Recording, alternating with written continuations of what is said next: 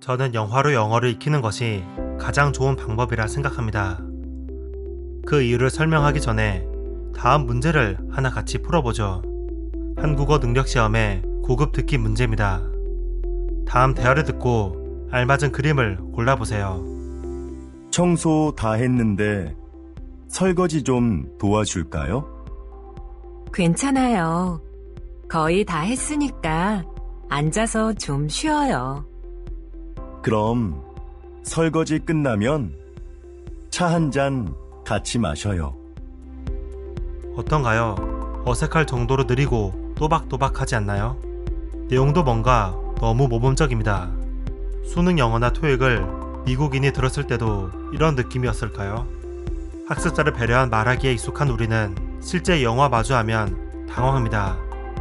빠르고 발음이 정확하지 않고 묵음과 연음이 섞여 있어 아는 문장이라도 들리지 않게 됩니다. 실제 영어를 경험하기 위한 가장 좋은 방법은 어학 연수를 가는 것이겠지만 인터넷 시대인 지금은 집에서도 충분히 영어 환경을 갖출 수 있다고 생각합니다.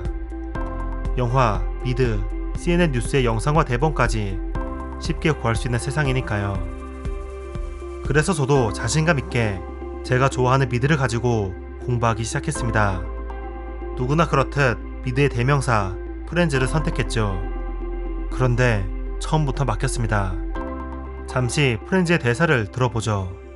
I just feel like someone reached down my throat, grabbed my small intestine, pulled it out of my mouth and tied it around my neck. 어떤가요? 잘 들리시나요? 저는 뭔가 의미는 알 것 같은데 정확히 따라 말할 수 없었습니다. 그 이유를 지금이야 영어의 강세, 발성, 리듬에 대한 이해가 없기 때문이라고 알지만 그 당시에는 답답했습니다. 그러다 영어 자막을 키게 되었고 한글 자막도 같이 키게 되었습니다. 뒷내용이 궁금해져서 멈추지 않고 쭉 정주행하게 되었습니다. 미드를 선택한 게 큰 실수였습니다. 시즌 10개, 총 236개의 에피소드를 다 보는 동안 제 영어 실력은 하나도 늘지 않았죠. 그래서 최근 다시 영어 회화를 공부하기로 마음먹었을 때는 저는 미드가 아닌 영화를 선택했습니다. 그리고 관련된 책을 한 권 읽었습니다. 근데 영화 한 편 씹어 먹어봤니? 라는 제목의 책이었습니다. 씹어 먹는다 라는 표현이 마음에 들었습니다. 저자는 영화를 볼 때 문장 하나하나의 소리를 이해하고 따라해야 한다고 말합니다. 영어를 익히기 이렇게 힘든 이유는 우리가 단어를 몰라서도 아니고 문법이 부족해서도 아닙니다. 영어가 언어학적으로 한국어와 완전히 다르게 소리 나기 때문입니다. 그래서 우리는 영어 소리를 제대로 이해해야 합니다. 책은 영어 소리의 세 가지 요소, 발성, 강세, 리듬을 익혀야 한다고 말합니다. 먼저 발성을 살펴보죠. 책은 점프라는 단어를 예시로 듭니다. 우리는 이음절로 이를 발음하지만 원어민은 한 호흡으로 발음합니다. 점프. 글씨로 쓰면 이런 모양이죠. 원어민이 말할 때는 한국 사람이 말할 때보다 훨씬 많은 양의 숨을 내쉰다고 책은 말합니다. 이 발성을 이해해야 잘 들리고 잘 말할 수 있죠. 두 번째는 강세입니다. 컴퓨터라는 단어를 우리는 같은 세기로 컴퓨터라고 말합니다. 하지만 원어민은 중간에 강세를 주어서 컴퓨터라고 읽죠. 세 번째는 리듬입니다. 한국어는 문장 전체를 비슷한 세기로 말하지만 영어에서는 특정 단어를 더 강하게 말합니다. 예를 들어 우리는 그녀는 모델이다, she is a model 이라 말하지만 영어에서는 she's a model 라면서 is와 어는 약하게 말하고 모델만 선명하게 말하죠. 중요한 건 강세 리듬을 하나하나 외우는 것이 아니라 영화 대사를 따라하면서 그냥 체화해야 한다는 것입니다. 한 문장 한 문장 따라하다 보면 강세와 리듬이 몸에 익혀지게 되고 자연스럽게 입에서 나오게 됩니다.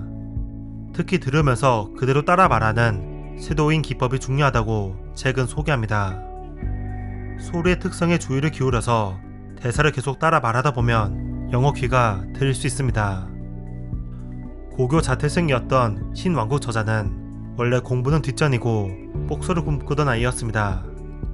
잠시만 기다려라는 웨러 세컨드를 기다려 하나 둘로 해석할 만큼 영어 울렁증이 심했었죠. 그러던 그가 1년 만에 원어민이 인정할 만큼의 영어 회화가 가능해졌고 이후 세계적인 명문대인 UC 버클리에 합격합니다. 그 비결이 영어 한 편을 통째로 씹어먹는 것에 있었습니다. 그는 애니메이션 라푼젤을 선택하여 정말로 대사 하나하나를 씹어먹었습니다. 처음에는 절망적이었습니다. 대사가 정말 하나도 들리지 않았던 것입니다. 하지만 수십 번, 수백 번 반복하면서 듣고 따라 말하면서 결국 그는 영화 한 편을 끝낼 수 있었습니다. 한 편을 끝내자 다른 애니메이션이 쉬워졌습니다. 애니메이션 3편, 영화 2편을 완전히 따라했을 때 그는 아무 영화를 틀어도 모든 대사를 선명하게 들을 수 있는 수준이 되었습니다. 6개월 만이었죠. 듣는 것뿐만 아니라 말하기도 잘하게 되었습니다. 영화로 다진 실력을 바탕으로 그는 UC 버클리의 영어 면접을 상위 10%로 통과하면서 세계 최고의 공립대학교에 입학합니다. 단어를 몰라도 되고 문법을 몰라도 됩니다. 우리는 어렸을 때 그렇게 언어를 배우지 않았습니다. 그저 많이 듣고 많이 따라하면서 언어를 배웠죠.